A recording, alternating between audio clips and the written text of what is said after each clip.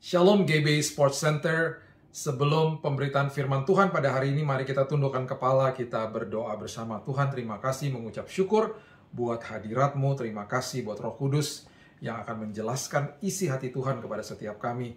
Teguhkan firman-Mu, dan kami percaya firman-Mu membawa kemerdekaan bagi setiap hidup kami. Kami sambut firman kehidupan di dalam satu nama, Yesus Kristus Tuhan dan Juru Selamat kami berdoa.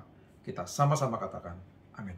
Shalom Bapak Ibu yang dikasihi Tuhan. Pada kesempatan hari ini, firman Tuhan akan mengajarkan kepada kita ketika kita masuk ke dalam sebuah kesulitan, masuk ke dalam sebuah ujian kehidupan, dan Alkitab seringkali menamakan itu adalah sebuah perjalanan padang gurun. Bapak Ibu mungkin sudah pernah mendengar kesaksian saya, tapi ada mungkin beberapa kisah yang terlewat. Hari ini kembali saya akan jelaskan dan memberikan pengertian tentang apa yang Tuhan lakukan ketika kita ada di dalam perjalanan padang gurun. Perjalanan padang gurun adalah perjalanan yang senantiasa akan membawa kemuliaan bagi nama Tuhan. Perjalanan padang gurun adalah perjalanan di mana iman kita bertumbuh.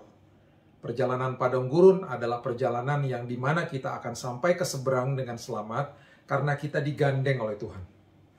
Jadi tidak usah takut, ya saya sudah katakan berkali-kali, takut itu normal, tetapi ketakutan itu tidak normal bagi anak-anak Tuhan. Kita sudah diberikan 7.000 lebih janji firman Tuhan. Jadi oleh sebab itu, setiap hari penuhi hidup kita, penuhi pikiran dan hati kita dengan kebenaran firman. Ya, iblis setiap hari akan terus membohongi kita. Dan itu hanya satu-satunya yang dia bisa lakukan. Ketika kita percaya dan kemudian kita tanpa kita sadari kita memberikan otoritas kepada dia untuk melakukan sesuatu, maka terjadilah hal-hal yang tidak kita inginkan. Perlu kita pahami bahwa penyakit bukan dari Tuhan, ya, keburukan dan kecelakaan dan hal-hal negatif yang terjadi di dunia ini itu bukan dari Tuhan, karena dunia ini memang sudah jatuh. Tetapi firman Tuhan selalu mengatakan dan meneguhkan kita semuanya bahwa ketika iman kita ada di dalam Kristus, justru kita mengalahkan dunia. Oleh sebab itu saya berharap firman Tuhan pada hari ini dan juga kisah dan kesaksian hidup saya membawa sebuah pencerahan dan pewahyuan bagi Bapak Ibu sekalian. Kita mulai dari 1 Raja-Raja pasalnya yang ke-17 ayat pertama sampai ke-6. Firman Tuhan berkata begini. Lalu berkatalah Elia orang Tisbe dari Tisbe Gilead kepada Ahab, demi Tuhan yang hidup, Allah Israel yang kulayani, sesungguhnya tidak akan ada embun atau hujan pada tahun-tahun ini kecuali kalau kukatakan. Kemudian datanglah firman Tuhan kepadanya, pergilah dari sini, berjalanlah ke timur, dan bersembunyilah di tepi sungai Kerit, di sebelah timur sungai Yordan. Jadi ketika ada kesulitan, ada kekeringan, ada sebuah bahaya, walaupun ada di dalam perjalanan padang gurun, Tuhan sudah menyiapkan segala sesuatunya. Ada sudut-sudut, ada tempat-tempat di dalam perjalanan itu yang justru akan membawa keamanan dan juga kenyamanan bagi kita, walaupun sulit. Walaupun sulit. Ya. Jadi kali ini, ya, ketika ada sebuah kekeringan yang terjadi, dan ketika Elia dibawa ke dalam perjalanan ini, Tuhan menggiringnya ke tepi sungai Kerit. Ya. Pergilah dari sini, berjalanlah ke timur, dan bersembunyilah di tepi sungai Kerit, di sebelah timur sungai Yordan. Engkau dapat minum dari sungai itu.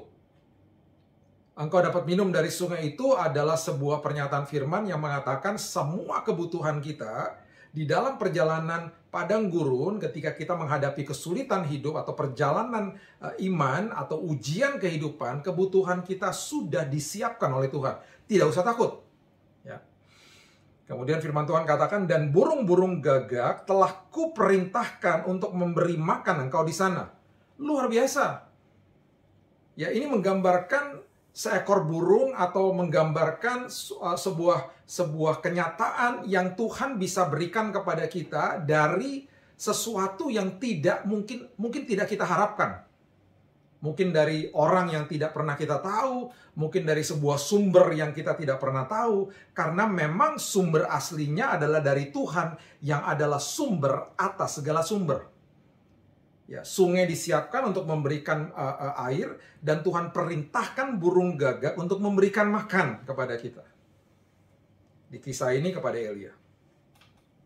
Lalu ia pergi dan melakukan seperti firman Tuhan. Nah, ini yang penting. Lalu dia pergi. Jadi apa? Kita harus senantiasa mendengar firman Tuhan. Kita harus penuhi hidup ini dengan firman Tuhan, mengikuti janji-janji Tuhan, mengarahkan telinga kita kepada kebenaran firman. Ia pergi dan diam di tepi sungai Kerit di sebelah timur sungai Yordan. Pada waktu pagi dan petang, burung-burung gagak membawa roti dan daging kepadanya, dan ia minum dari sungai itu. Makanan, minuman, dan juga pakaian itu adalah kebutuhan utama manusia. Makanya Yesus mengatakan di Matius 6 ayat 31, janganlah engkau khawatir dan berkata, apakah yang akan kamu makan, minum, dan pakai. Dengan kata lain, kebutuhan kita sudah disiapkan oleh Tuhan.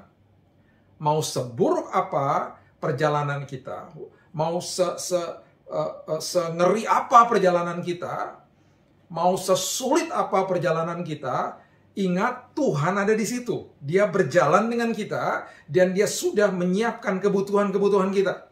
Dan selalu tepat waktu.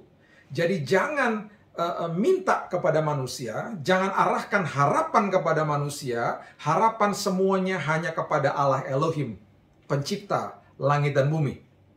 Sumber atas segala sumber. Itu yang harus kita pahami. Ya. Itu yang harus kita pahami. Saya teringat di bulan Januari 2019, ketika di awal saya mulai jatuh di kamar mandi saya.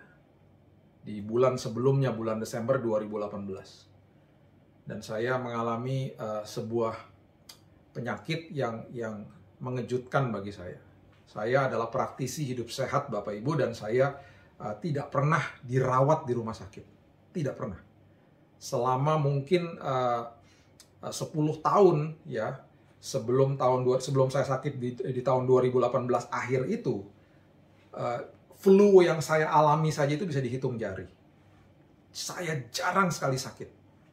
Saya tidak pernah demam. Kalaupun mau demam itu hanya meriang sedikit.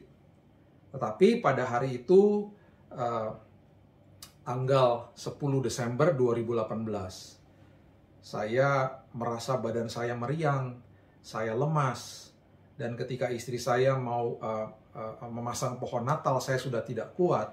Saya akhirnya tertidur, dan kira-kira jam 11 malam saya dibangunkan Roh Kudus. Saya percaya Tuhan membangunkan saya. Kalau tidak, mungkin saya sudah bablas di tempat tidur. Maksudnya kata bablas adalah saya sudah lewat, sudah meninggal. Karena ternyata darah saya sudah makin habis, saya sudah ada pendarahan di dalam. Saya terbangun jam 11 malam, dan itu di jam itu saya teringat bahwa saya belum gosok gigi. Karena saya terbiasa harus gosok gigi sebelum tidur. Saya berjalan perlahan ke kamar mandi saya, dan baru beberapa detik saya menggosok gigi, saya merasa begitu keliengan dan pusing kepala saya, dan tiba-tiba tanpa saya sadari saya pingsan. Kepala saya sempat berdarah karena saya tertatap dengan tembok di kamar mandi saya. Saya sadar sebentar, kemudian saya sempat buang air, dan ternyata yang keluar pendarahan semua. Saya dilarikan ke UGD jam 11 malam. Puji Tuhan, adik saya tinggal di sebelah rumah, jadi dia dan istri saya menggotong saya masuk ke dalam mobil dan membawa saya ke rumah sakit dalam kondisi yang sudah sangat lemas. Saya nggak pernah lupa di ruang UGD, kaos saya digunting, ya, karena sudah penuh dengan darah. Dan akhirnya saya dicek darah pada malam hari itu, dan ternyata semua komponen darah di dalam tubuh saya semuanya jeblok, alias semua level darah daripada trombosit, leukosit darah putih, dan juga hemoglobin darah merah, semuanya dalam posisi yang sangat rendah. Dan itu membingungkan dokter pada saat itu. Dia katakan kalau sampai ada virus, kalau sampai ada bakteri, harusnya tidak seperti ini. Jadi kemudian dokter katakan ini harus dicek lebih dalam lagi. Saya sempat dirawat beberapa hari di Indonesia. Kemudian di akhir tahun saya dibawa istri saya pergi ke Singapura. Di sana saya didiagnosa, yang dilakukan adalah saya dicek sumsum tulang belakang. Karena sumsum tulang belakang adalah pabriknya darah. Hasil keluar, dan kemudian saya duduk di depan dokter tanggal 2 Januari 2019, dan dokter mengatakan bahwa saya terdiagnosa terkena acute myeloid leukemia. Itu adalah kanker darah yang paling mematikan. Saya sempat bertanya, itu stadium berapa? Dokternya katakan tidak ada stadium. Di dalam kanker darah yang ada jenis. Jenis saya adalah jenis yang paling mematikan. Sudah sangat progresif. Nah, ketika saya kemudian konsultasi dengan dokter, dia katakan terserah Bapak mau dirawat di sini atau dirawat di Indonesia, terserah Bapak. Saya sempat tanya, kalau biaya awal di sana itu kira-kira berapa? Dia sebut angkanya. Angka itu sekitar 300 juta. Itu hanya angka di awal. Karena perawatan di Singapura sangat mahal. Nah, di dalam kondisi saya punya asuransi Bapak Ibu, tetapi asuransi saya itu tidak berlaku karena masih di dalam masa tunggu. Ya, biasanya kalau Bapak Ibu ada yang bergerak di dalam bidang asuransi tahu ada masa tunggu 90 hari. Jadi di dalam waktu 90 hari kalau saya sampai memiliki penyakit kritis, itu tidak di-cover. Saya sakit di hari ke-76. Sementara harus masa tunggu sampai 90 hari. Jadi saya tidak di-cover sama asuransi. Saya sempat bilang sama dokter di Singapura, karena anak saya yang paling kecil waktu itu dia masih kelas 6 SD, dia harus saya pulangkan ke Indonesia karena dia lagi persiapan untuk mengikuti ujian nasional. Jadi saya katakan kepada dokter, dok saya harus bawa dia pulang. Dokter katakan, Pak, Bapak sudah dalam kondisi yang sangat lemas dan kondisi Bapak makin drop. Bapak harus segera di kemo, Pak. Jangan tunggu terlalu lama. Ya, dalam hitungan 5 hari, kalau bisa sudah mulai di kemo. Nah, dalam perjalanan saya pulang ke Jakarta, saya bertanya kepada Tuhan. Dan saya memiliki prinsip bahwa semua kekhawatiran saya hanya serahkan kepada Tuhan. Karena prinsip firman Tuhan adalah mengatakan, janganlah khawatir dan berkata. Berkata itu berarti, ya seringkali itu tidak dibahas, kata berkata itu. Berkata itu berarti mengeluh, atau juga secara ekstrim, minta bantuan orang. Dengan kata lain, pinjam uang dan lain sebagainya. Itu yang saya paling tidak suka. Dan saya paling anti sama hal seperti itu. Ingat Bapak Ibu, kita anak raja. Kita adalah anak raja atas segala raja. Jadi selalu yang saya ajarkan adalah walaupun dalam kondisi yang sudah mepet dan terpojok, jangan pernah biasakan meminjam uang dari orang lain. Malu-maluin. Kita anak raja. Minta sama Tuhan. Tapi Pak, sudah terpojok Pak. Tapi Pak, sudah mepet Pak. Nggak apa-apa. Tuhan suka kita dalam kondisi seperti itu. Karena kita sudah nggak bisa ngapa-ngapain, kita berserah akhirnya. Dan ketika Tuhan tolong, semua kemuliaan untuk Tuhan. Itu maksudnya. Ya, jadi perhatikan kalau sampai kita di dalam kondisi seperti itu berserah kepada Tuhan, walaupun deg-degan nggak apa-apa Bapak Ibu. Itulah perjalanan iman. Ya, karena kita harus selalu makin kita patuh sama firman Tuhan, Tuhan bergeraknya lebih mudah, lebih gampang kepada kita, terus mengajarkan kita. Ya, karena kita ini kan steward, kita ini kan pengelola.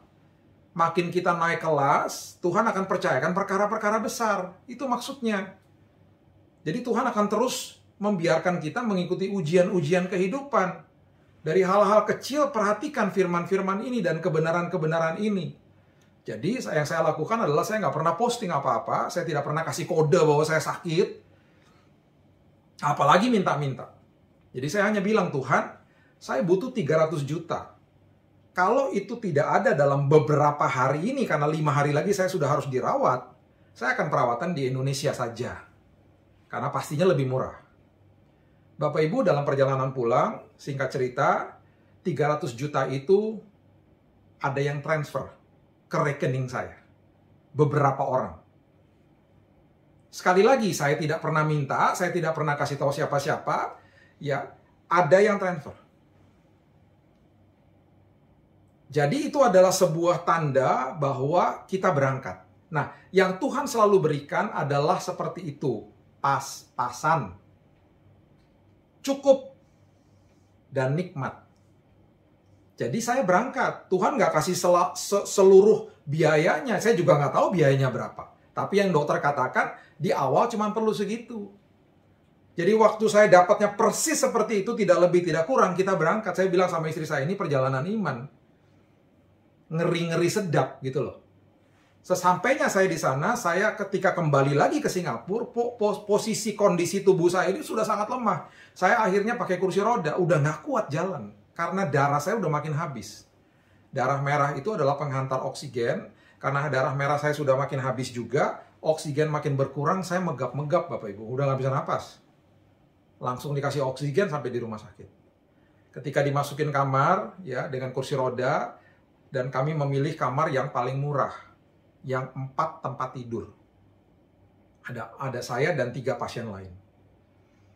Dengan berjalannya waktu, ketika beberapa jam saya mulai tiduran di situ, saya mulai enek, tubuh saya makin lemas, dan saya mulai bau makanan. Karena pasien-pasien itu kan ada yang punya beli makanan sendiri dan lain sebagainya, plus sama makanan rumah sakit. Saya makin enek, makin pengen muntah, mencium makanan-makanan itu. Dan akhirnya istri saya menemukan bahwa di rumah sakit itu, di Singapore General Hospital di Singapura itu, ada kamar yang bisa untuk 1 orang, tidak ada jendelanya, dan bukan kamar VIP. Harganya sedikit lebih mahal dari kamar yang berempat itu. Jadi akhirnya kita request, minta kamar itu. Bapak Ibu, kamar itu pastinya habis karena populer, harganya tidak terlalu mahal dan bisa sendiri. Bukan VIP, tapi kamarnya memang sendiri gitu ya, nggak ada jendelanya. Akhirnya apa yang terjadi, kita berserah kembali kepada Tuhan. Saya selalu katakan dan kita saling mengingatkan, kita ngucap syukur aja. Jadi saya katakan nggak apa-apa. Kita udah minta, nggak ada, ya udah kita ngucap syukur. Toh Tuhan sudah tolong kok dari awal. Tuhan sudah mulai, Tuhan akan akhiri dengan indah. Kita ikuti aja apa yang Tuhan mau lakukan. Pelan-pelan kita ikuti. Selagi berjalan, Yakobus selalu mengatakan, mintalah hikmat daripada Tuhan. Bapak Ibu, kita punya banyak pengetahuan ya. Kita bisa mendapatkan pengetahuan dari mana-mana. Dari siapa aja. Tapi hikmat itu harus minta sama Tuhan. Ya, hikmat adalah mengerti kapan mengambil keputusan dengan pengetahuan yang kita punya. Kapan mengambil keputusan, di mana mengambil keputusan, bagaimana merangkaikan semua pengetahuan yang kita miliki untuk mengambil sebuah keputusan, itu adalah hikmat. Tanpa hikmat, akhirnya pengetahuan percuma. Ya, akhirnya apa yang terjadi adalah,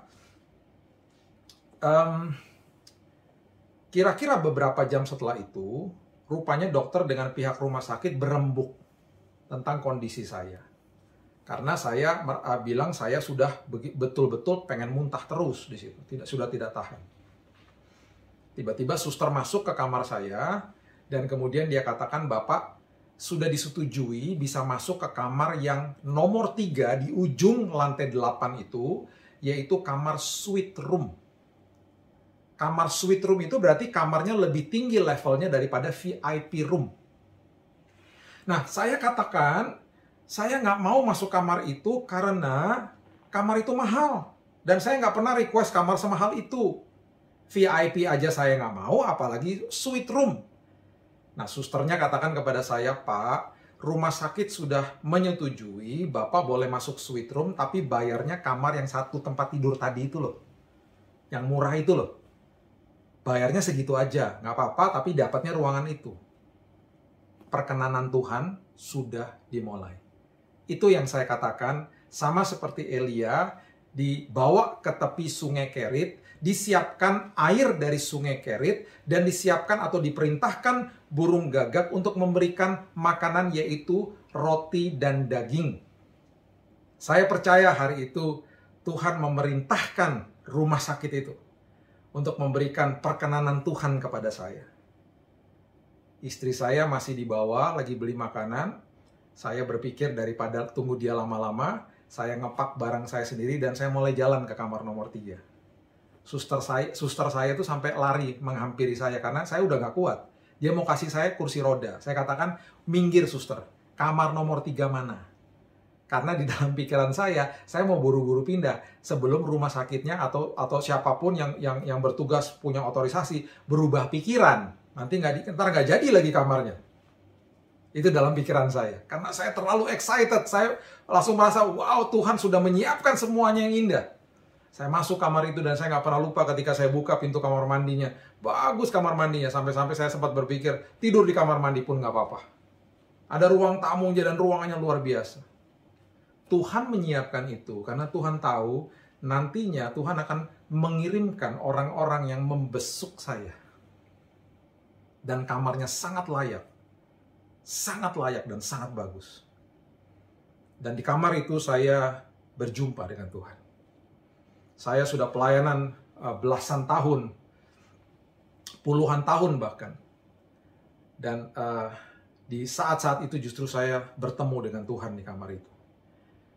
Dan akhirnya saya mendapatkan berita yang begitu mengerikan, yang mengatakan bahwa pengobatan yang akan diberikan kepada saya itu sangat berat. Ya, saya tidak bisa dimasukin lewat infus ya di tangan, saya harus dibolongin di dada saya.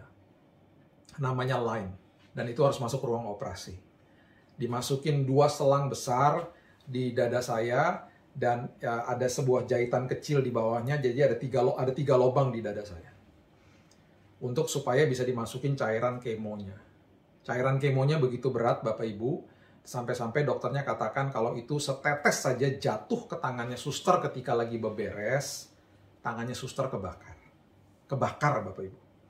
Bayangkan 1 hari saya akan menerima sekitar 500 mili cairan kemo itu, yang keras itu dimasukkan diinjeksi ke dalam tubuh saya. Dikali 7 hari non-stop berarti 3,5 liter masuk ke dalam tubuh saya. Berarti kalau jatuh ke kulit saja itu bisa sampai terbakar, apalagi masuk ke dalam tubuh ya pasti organ-organnya terbakar. Jadi sempat dokternya mengatakan ada kemungkinan besar pengobatan ini gagal, Bapak masuk ICU, Bapak dalam kondisi koma dan meninggal. Saya harus memberitahu protokol pengobatan ini supaya kalau Bapak meninggal, Ibu tidak akan tuntut rumah sakit. Jadi tolong tanda tangan pernyataan ini. Itu seperti kita menandatangani sertifikat kematian akhirnya. Ya, waktu saya dirawat di bulan-bulan Januari, Februari, saya mendengar juga Ibu almarhum Ani Yudhoyono juga dirawat di dekat saya, di dekat rumah sakit saya. Dan kemudian dia juga mengalami penyakit atau jenis penyakit yang sama seperti saya. Dan dalam hitungan 3 bulan, beliau meninggal. Dan saya menangis. Karena dokter yang sama, yang memberitahu protokol itu kepada saya, dokter itu mengatakan kepada saya, umur saya hanya 3 bulan. Karena penyakit itu begitu keras. Umur saya hanya 3 bulan, kalau paling panjang itu 6 bulan, Bapak Ibu. Paling panjang itu 6 bulan. Jadi akhirnya pengobatan dimulai, dan ketika pengobatan sudah dimulai beberapa hari, saya mulai merasa panas betul di dalam tubuh saya.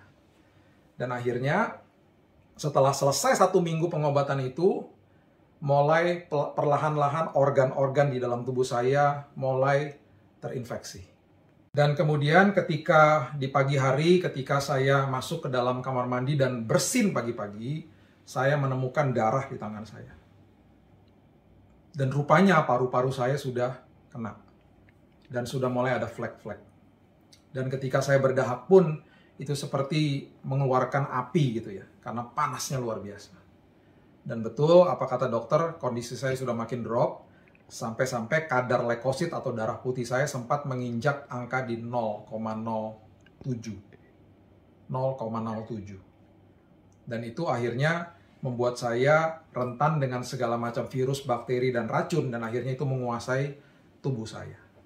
Dan akhirnya sempat saya dalam kondisi yang menggigil karena sudah panas badan saya lebih dari 40 derajat. Dan akhirnya saya sempat hilang, Bapak Ibu. Tidak sadarkan diri.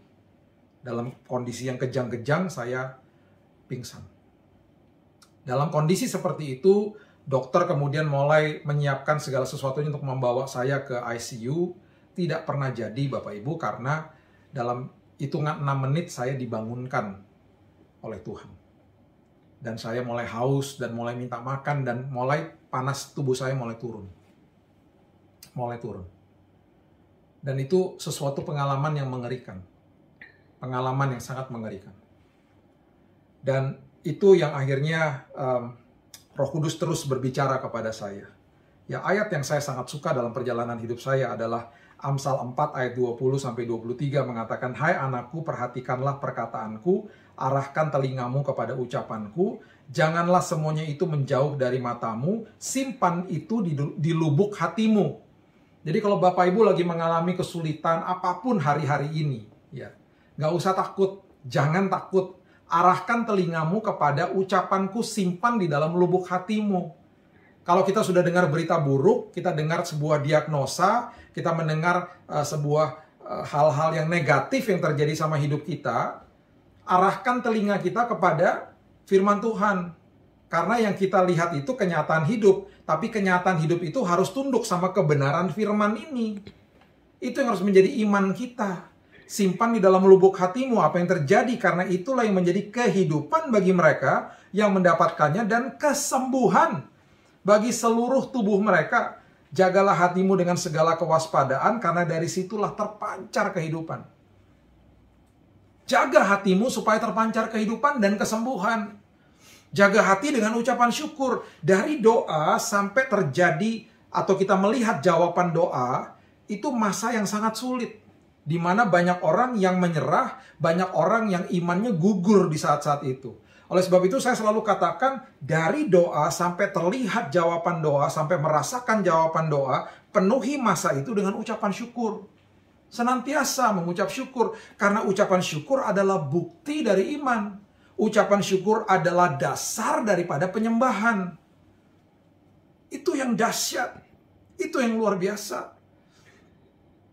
Saya sempat di hari-hari yang berikutnya, ya, saya sempat mengalami terulang kembali kejang-kejang itu, ya, karena saya kembali panas badannya.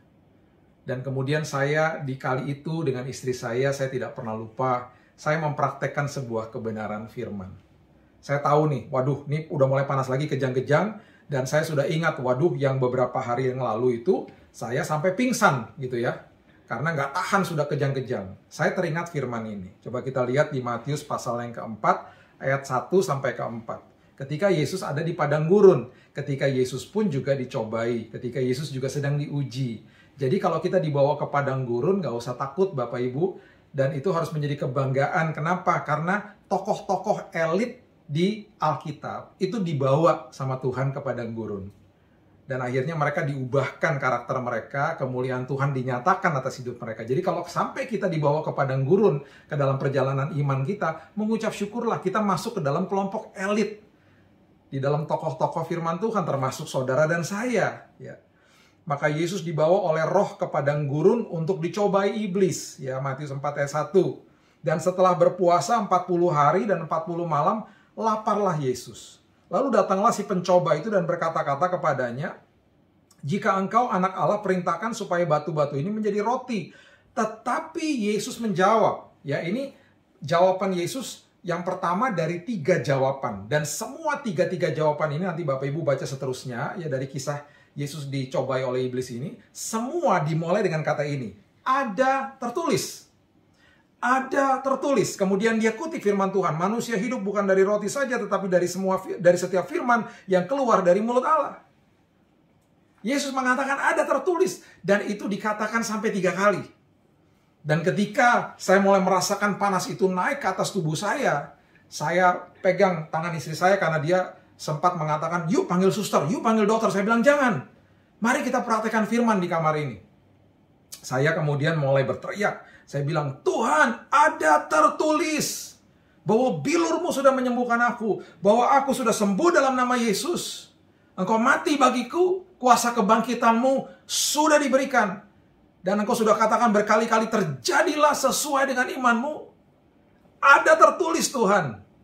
Bapak Ibu tahu apa yang terjadi? Dan istri saya juga bisa merasakan ketika dia pegang kaki saya. Ada sebuah getaran atau sebuah rasa yang sangat panas di ujung kaki saya. Dan tiba-tiba semua demam yang sudah mulai naik ke atas ini dan saya sudah mulai menggigil. Dan itu pertanda biasanya seperti yang lalu-lalu saya akan pingsan, dan itu sebenarnya dalam kondisi yang sangat bahaya untuk tubuh saya. Perlahan-lahan itu demam bisa turun. Dan itu sepertinya keluar dari kaki saya. Di tempat di mana tangan istri saya memegang kaki saya. Kami berdua mengalami sebuah mujizat demi mujizat, dan salah satunya hari itu. Kami tidak pernah panggil suster, kami tidak pernah panggil dokter. Dan sampai kami akhirnya selesai semua pengobatan, dokter dan suster tidak pernah tahu tentang hari itu, di mana kuasa Tuhan terjadi. Karena kami nggak pernah laporkan. Dan kondisi saya baik-baik saja. Dan setelah hari itu saya tidak pernah mengalami menggigil, panas tinggi, tidak pernah lagi. Walaupun kondisi leukosit atau darah putih saya sudah 0. Tapi Tuhan jaga. Leukosit itu pertahanan tubuh Bapak Ibu. Kalau sampai sudah 0 itu sangat bahaya. Singkat cerita, akhirnya di bulan Februari ketika kami dicek oleh dokter, ada 10 tim dokter yang saya hitung yang terus-menerus memonitor saya. Hari itu dokter mengatakan kami tidak bisa menemukan sel kankernya hilang. Bersih. Di sumsum tulang belakangnya itu bersih. Saya sempat bertanya apakah ada sisa 5% atau 4% atau 10%. Saya nggak pernah lupa kata-kata dia. You are clean. Kamu bersih. Bapak Ibu, saya sempat keluar dari rumah sakit. Dan dokter katakan ada perawatan lanjutan yang jauh lebih ringan daripada yang pertama. Untuk memastikan saja. Ketika saya keluar 2 minggu dari rumah sakit di Singapura dan saya harus kembali lagi. Saya waktu keluar itu saya melihat kamar nomor 3 yang tadi saya katakan. Kamar suite room itu yang begitu indah. Saya katakan dalam hati, wah nanti kalau balik lagi bisa nggak ya Tuhan dapat kamar ini lagi. Bapak Ibu, setelah 2 minggu kami kembali. Dan saya cuma bilang, Tuhan kalau bisa dapat kamar nomor 3 lagi, aduh itu sepertinya bisa nggak ya, atau mungkin nggak ya Tuhan gitu loh. Kesempatan bisa dapat lagi tuh mungkin nggak ya gitu. Ketika kami mau masuk, rupanya kamarnya penuh. Dan apa yang terjadi, kami diarahkan kembali ke kamar nomor 3 dengan tetap membayar yang lebih murah. Itulah perkenanan Tuhan. Bayangkan, dari sekian banyak kamar, saya kembali diarahkan ke kamar yang sama, dapat kamar yang sama, kembali membayar yang lebih murah. Itulah Tuhan. Itulah Tuhan. Makanya di Yesaya 43 ayat 19-21 mengatakan, lihat aku hendak membuat sesuatu yang baru, yang sekarang sudah tumbuh. Belumkah kamu mengetahuinya? Ya, aku hendak membuat jalan di padang gurun, sungai-sungai di padang belantara. Binatang hutan akan memuliakan aku, serigala dan burung unta, sebab aku telah membuat air memancar di padang gurun dan sungai-sungai di padang belantara untuk memberi minum umat pilihanku, umat yang telah kubentuk bagiku akan memberitakan kemasyuranku. Tuhan membawa sungai, memberikan air kehidupan, memberikan kelegaan di dalam perjalanan padang gurun. Untuk ujungnya adalah memberitakan kemasyuranku. Karena apa? Tuhan mau kita dihinggapi kemuliaannya dan supaya orang bisa melihat, wow, aku melihat Yesus di dalam hidupmu. Saya diubahkan Tuhan. Istri saya diubahkan Tuhan. Kedua anak saya diubahkan Tuhan. Banyak orang setelah peristiwa itu datang kepada saya mengatakan, Pak Bidi dapat mujizat Tuhan. Mujizatnya kesembuhan. Saya bilang begini, bukan. Mujizat yang saya terima adalah saya diubahkan Tuhan. Karena saya mengalami Tuhan selama perjalanan padang gurun. Kesembuhannya itu bonus. Kesembuhan itu bisa dilakukan sama Tuhan dengan waktu 1 detik. Tapi perubahan karakter itu kembali kepada Bapak, Ibu, dan saya. Jadi ketika kita masuk ke dalam perjalanan padang gurun, ketika kita masuk ke dalam perjalanan iman, pastikan hidupmu yang berubah. Karena kesembuhan itu sudah disediakan. Kelepasan sudah disediakan. Semua kemerdekaan sudah disediakan. Dan itu akan termanifestasi sesuai dengan iman kita dan bisa terjadi dalam hitungan 1 detik. Tapi perubahan karakter kembali kepada saudara dan saya. Pastikan Anda yang berubah. Makanya kenapa Yakobus mengatakan, anggaplah sebagai suatu kebahagiaan, count it all joy, ketika engkau jatuh ke dalam berbagai pencobaan. Dengan kata lain, ketika engkau menghadapi ujian, itu maksudnya. Karena itu adalah kesempatan di mana kita bisa belajar tekun dan mempunyai pengharapan. Paulus katakan, pengharapan yang tidak akan pernah mengecewakan. Saya percaya apapun yang Bapak Ibu sedang lewati pada hari ini, saya percaya kesaksian saya menjadi kekuatan. Ingat, di dalam semua perjalanan padang gurun, Tuhan selalu menyiapkan kebutuhan kita. Ya, ketika saya keluar dari rumah sakit dari Singapura, billing tagihan saya di atas 1M. Lebih lah. Sangat luar biasa mahalnya. Yang seperti saya katakan tadi, Tuhan memberikan saya kamar yang begitu baik, karena Tuhan mengirimkan 80 orang yang tidak pernah saya undang. Mereka datang sendiri. Sepertiganya saya nggak kenal. Ketika kami keluar dari rumah sakit, bil rumah sakit, tagihan rumah sakit terbayar lunas Bapak Ibu. Karena banyak yang menabur tanpa kami minta apa-apa. Tanpa kami mengatakan apa-apa. Tanpa kami pernah mengatakan, oh tagihannya sekian. Nggak pernah, tidak pernah sekalipun. Tuhan yang membayarkan lunas. Bahkan kami pulang membawa uang kelebihan. Sampai-sampai kami mempunyai kesempatan untuk bisa menabur kepada teman-teman kami yang sedang sakit. Karena itu pemberian daripada Tuhan. Supply-nya Tuhan selalu melebihi kapasitas. Kapasitas Bapak Ibu segini, ya dikasihnya segitu. Oleh sebab itu, perbesar kapasitasnya. Perbesar bejana-bejanamu. Supaya supply-nya itu datang terus. Terjadi sesuai dengan imanmu. Jadi, percayalah bahwa kesembuhan sudah terjadi, sudah disediakan. Pemulihan rumah tangga sudah disediakan sama Tuhan. Ya, pemulihan hubungan antara orang tua dan anak sudah disediakan Tuhan. Pemulihan keuangan sudah disediakan Tuhan. Dan di dalam perjalanan itu, ketika kita sedang menunggu jawaban, penuhi dengan ucapan syukur.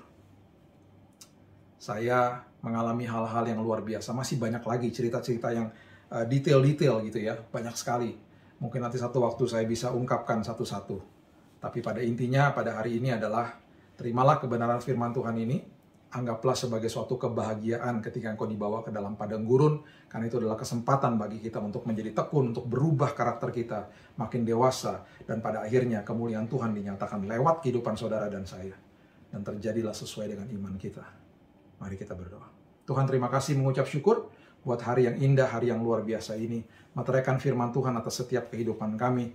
Dan kami percaya bahwa hari-hari yang akan datang, walaupun ada ujian dalam hidup kami akan menang dan kami sudah menang. Karena kami memiliki kebenaran firman Tuhan yang menguatkan kami dan kami tidak bisa dibohongi oleh iblis. Perkuat setiap jiwa-jiwa yang mendengar atau menonton firman-Mu pada hari ini.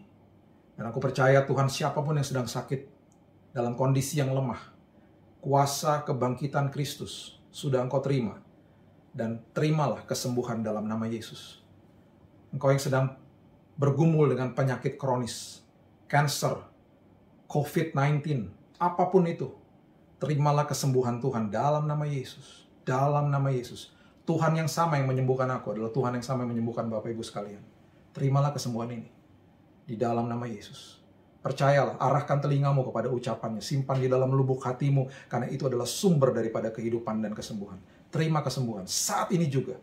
Dari ujung kepala sampai ujung kaki, terima kesembuhan Yesus. Dalam nama Yesus. Dalam nama Yesus. Pemulihan keluarga, pemulihan hubungan, pemulihan pekerjaan, pemulihan keuangan terjadi atas hidupmu. Terjadi atas hidupmu. Karena engkau melekat kepada sumber atas segala sumber. Engkau tidak usah khawatir dan berkata, apa yang akan kami makan, minum, dan pakai, karena itu sudah disediakan oleh Tuhan untuk semua anak-anaknya. Terimalah berkat Tuhan. Terimalah mujizat Tuhan. Di dalam satu nama Yesus Kristus Tuhan dan Juru Selamat kami berdoa. Amin. Mari, angkat tangan saudara, terima berkat Tuhan. Kasih karunia yang berlimpah-limpah daripada Allah Bapa dalam anak yang tunggal Yesus Kristus. Persekutuan yang manis dengan Roh Kudus menyertai saudara sekalian mulai hari ini sampai Tuhan datang menjemput kita di awan-awan dan bahkan sampai selama-lamanya. Yang percaya bersama-sama katakan, amin.